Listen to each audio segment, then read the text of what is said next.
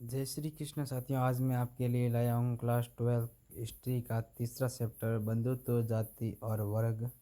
मैंने 2 चैप्टर पहले करा दिए हैं, पहला और दूसरा, तो आप मेरी प्लेलिस्ट में जाकर देख सकते हैं।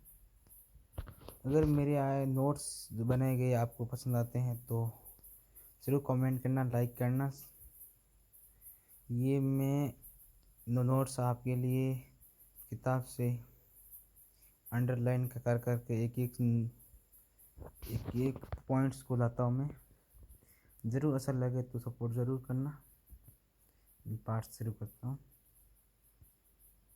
परिचय। यदि लगभग माना गया है 200 ईसा पूर्व से 300 ईस्वी तक का किस समय का माना गया है।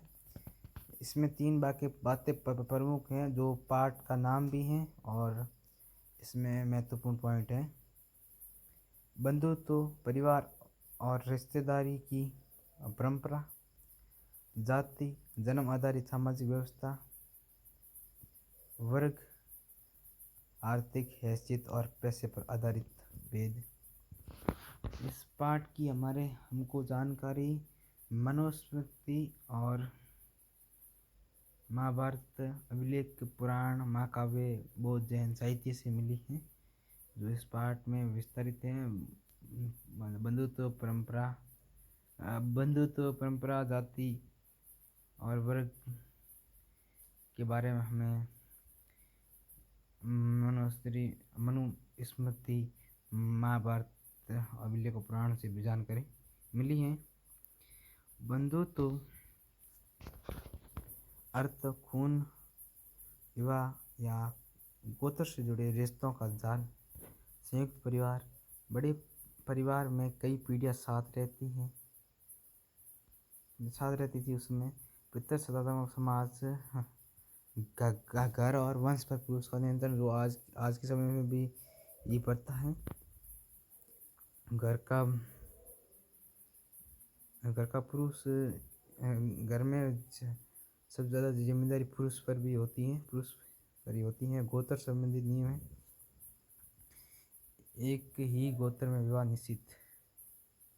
अपने गोत्र में विवाह करना निषिद्ध माना गया है। विवाह सामंत जाति और वर्ण के भीतर होता है। स्त्रियों की स्थिति, विवाह में परिवार की सहमति प्रदान और परिवार की सहमति से ही विवाह किया जाता है। शिक्षा, संपत्ति में सीमित अधिकार होता था, उन्हें इन पर अधिकार नहीं दिया जाता था। कुछ ग्रंथ जैसे महाभारत में स्त्रियों के प्रति सम्मान की बात भी हुई है। जाति व्यवस्था, 4 वर्ण, ब्राह्मण, क्षत्रिय, वैश्य, शूद्र, आज भी है। ब्राह्मणों का काम था यज्ञ, वेद पाठ, शिक्षा, ये आज के समय में भी है। क्षत्रिय का शासन और युद्ध, वैश्य कृषि, पशुपालन, व्यापार और शूद्र का सेवा करनी, और लोग इन तीनों वर्गों की सेवा करनी और शारीरिक श्रम। जाति जन्म से ही तय होती थी, बदलना कठिन होता था क्योंकि जाति जन्म पर आधारित होती है, बाद में नहीं बदल जाती है। ऊंच नीच पर जोर, शूद्रों को वेद सुनने, यज्ञ करने से वंचित रखा जाता था। इनको इन तीनों वर्गों की सेवा करनी होती थी। समय के साथ मिश्रित जातियाँ बनी और अलग अलग जातियाँ बनती गई अपने काम के अनुसार। व्यावसायिक जाति, पैसे के आधार पर छोटी उपजातियाँ भी बनी। वर्ग, जाति के अलावा धन और पैसे से भी समाज में अंतर। उच्च वर्ग, राजा, बड़े जमींदार, अमीर व्यापारी, उच्च अधिकारी उस वर्ग में होते थे। मध्य वर्ग में साधारण किसान, छोटे व्यापारी, कारीगर होते थे। निम्न वर्ग में भूमिहीन, मजदूर, दास और शूद्र होते थे। दास प्रथा, युद्धबंदी या ऋणग्रस्त लोग दास बनते थे। उन्हें खरीदार बेचा जाता था। जैसे आज हमें किसी चीज़ को बाजार से कैसे खरीदते हैं, उसी तरह के उस समय दासों को खरीदा और बेचा जाता था। धार्मिक दृष्टिकोण, धर्मशास्त्र जाति और वर्ण के नियम तय करते थे। ये धर्मशास्त्र मनुस्मृति में भी हैं। महाभारत परिवार, उत्तराधिकार, गोत्र धर्म और नीति पर विचार। बौद्ध और जैन धर्म जाति भेद और यज्ञ प्रथा की आलोचना करते थे। समानता, अहिंसा और करुणा पर जोर देते थे। व्यापारी और साधारण जनता में लोकप्रिय रहे।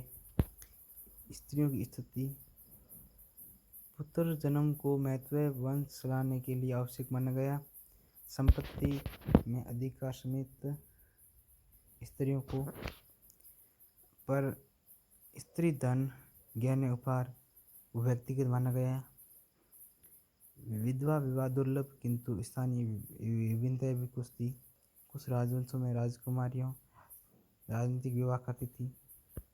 मुख्य स्रोत हैं मनुस्मृति, जातीय उत्तराधिकार विवाह के नियम, महाभारत, परिवार धर्म नीति, शिलालेख के शासकों के आदेश, सामाजिक स्तर की जानकारी, पुराण, धार्मिक और सामाजिक परंपराएं, बौद्ध जैन साहित्य, आम जनता और नागरिक जीवन का चित्रण किए गए। ये जो स्रोत में जो नाम है, इनमें क्या क्या चीज़ महत्वपूर्ण थी और जानकारी मिली, ये महत्व हैं।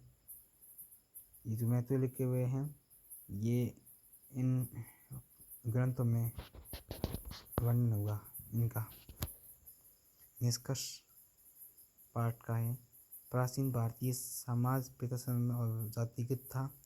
जाति वर्ग व्यवस्था ने सामाजिक ऊंच नीच को मजबूत किया। फिर भी धार्मिक आंदोलन बौद्ध जैन ने बराबरी और सुधार का संदेश फैलाया। व्यापार और नगरीकरण से नई नीतियाँ व वर्ग बने, जिससे समाज गतिशील भी रहा।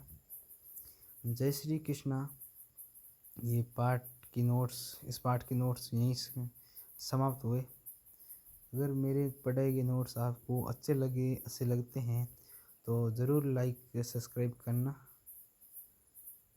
और मैं मिलता हूँ किसी और वीडियोस में। तब तक के लिए जय हिंद।